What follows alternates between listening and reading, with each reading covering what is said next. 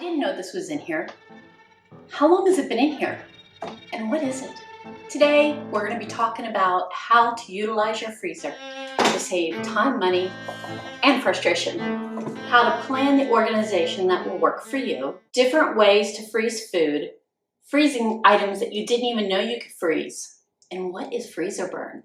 And yes, I'm on the floor here because I have this pull-out freezer on the bottom. Don't really prefer that, but I have a picture here I want you to look at. Found this somewhere and just wish we had this. I asked my father, who has built houses most of his life, if this ever existed. And he said he does not believe it's ever happened. Maybe it has somewhere. It can be possible with the appropriate structure and support. So if you're in another country or you've been in another country and you've seen this, please comment and tell me. I'm very curious about this. It's a hectic Monday evening and you've just returned from a long day of work. Your stomach grumbles impatiently as you rummage through the cluttered abyss of your freezer, desperately searching for any possible dinner ideas.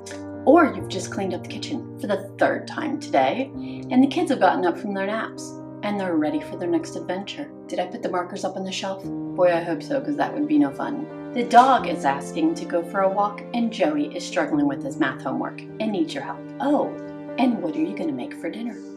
Welcome to the world of freezer chaos. But fear not, because today we are about to embark on a journey to reclaim control over this icy domain and create organization and efficiency. Why does freezer organization matter in the first place? There is a world of infinite possibilities ready to be unlocked. And without proper organization, there are lost ingredients and wasted potential. You like that automated explanation?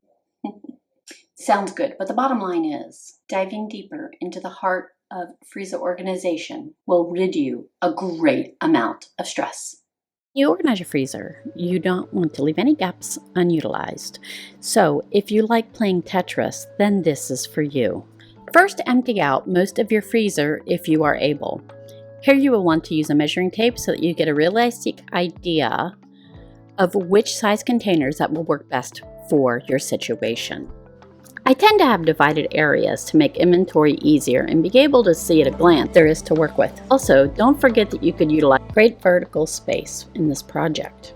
I group items in the freezer that I use together. For example, I have all my smoothie ingredients in one area, vegetables in another. Here, every meal is just within reach.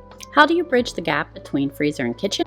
Imagine your freezer as a library of ingredients, and the labeling just helps for easy retrieval. By grouping similar items together and labeling them,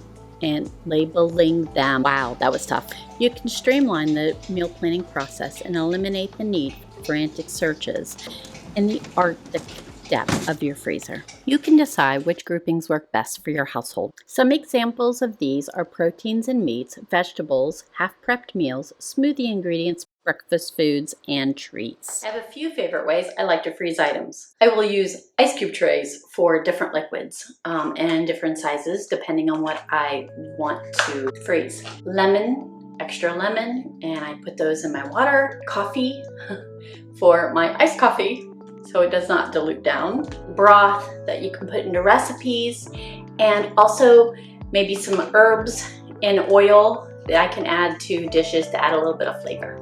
I will freeze items individually on a cookie sheet. I lay a piece of parchment down, lay out what I need to freeze, stick it in the freezer for about an hour or two, pull it out, and then put them in the bag. This ensures that you can remove the amount that you need and everything is not clumped together. I also prefer to freeze things in freezer bags and lay them flat to freeze them. There are a few reasons to do this. 1, they freeze quicker. 2, they thaw quicker, they're not as thick. And 3, you can utilize vertical space in the freezer by standing them upright. Scraps from vegetables or a little bit of onion that's left over, it's not worth putting back in the fridge. And I will leave these in a bag labeled soup and put them in the freezer. And once it's kind of full, I'll bring it out and I'll make some stock. It adds a lot of flavor to your soup. Pizza dough for a quick weekend homemade pizza or snacks. Marinated chicken breast. It's nice to have the chicken prepped with the marination in the bag, flattened, put in the freezer. It's great for those nights when you really don't know what it is you want. They're already ready, you can pull them out and utilize them. Eggs. You can freeze eggs out of the shell, which is great because you can put them in the ice cube trays. When they're all frozen, put them in a bag and then just remove the amount that you need for baking or cooking. Here we're back to the ice cube trays. Yogurt. Love getting yogurt in these big containers. I do use them in my smoothies, so I freeze them in the ice cube trays. Do you know like how quickly these things expire? Cookie dough. When I make an entire batch of cookies, they will all be eaten no matter how many people are presently in the house. I attempt, and I say secretly attempt, to freeze the cookie batter by using a small scoop and putting them on parchment paper on the cookie tray and freezing them individually. Then I will put them in a bag and hide them somewhere in the freezer so nobody will find them. The bad thing is that I know where they're at. The good thing is that if you hide them successfully, you can have a treat for another day. Just pull some out and bake them in the oven. Remember that the best way to keep your items at optimal temperature is to make sure you have circulation around your food. Therefore, standing these bags up will not only utilize the vertical space, but ensure that there are areas for air to circulate around. The ideal temperature is 0 degrees Fahrenheit. Anything set above this would be ideal for bacteria or mold growth. What exactly is freezer burn? If you are like me and you have sensitive taste, you are more than likely able to detect that food has been in the freezer or has had some sort of freezer burn. Freezer burn is normally noticed by crystallization on the outside of the food or package. Is it bad to eat? No, you just may not want to eat it because the taste is altered.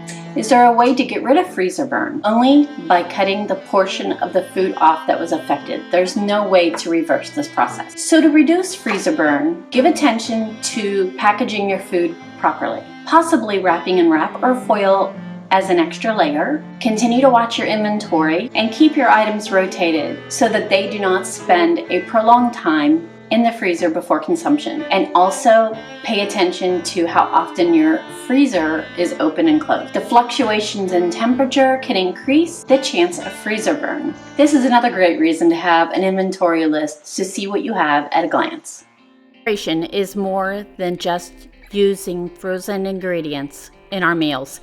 It's about making our meals an extraordinary culinary adventure, keeping the process simple and streamlined. All it takes is a little planning and preparation.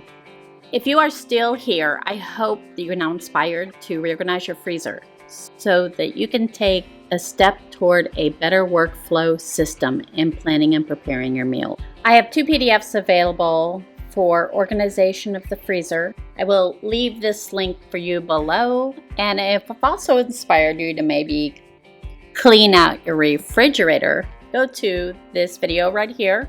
Thanks and see you next time.